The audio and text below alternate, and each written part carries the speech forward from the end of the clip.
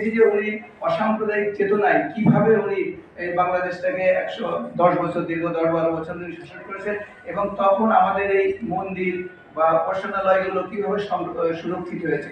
উনি এই রমনা কালী মন্দিরকে উনি ফিরিয়ে দিয়েছিলেন আমাদের বাবু বয়েশ্বর নেতৃত্বে।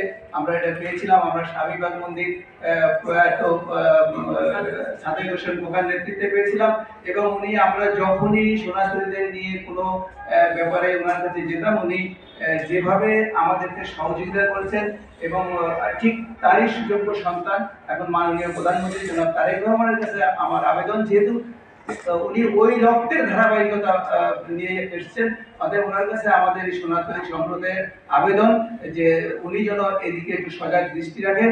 এবং আমরা বারবারই বলেছি, আমরা এদেশের জনগণ, আমরা এদেশের জন্য এসেছি, এদেশেই আমরা করতে চাই, আমরা অধিকার নিয়ে বেঁচে থাকতে চাই। এই অধিকার দেওয়ার জন্য মাননীয় মন্ত্রীর কাছে আমাদের আকাঙ্ক্ষা, আশা যে উনি আন্তরিকভাবে এগিয়ে আসবেন এবং এই কুচক্রী মহলকে প্রতিহত করবেন।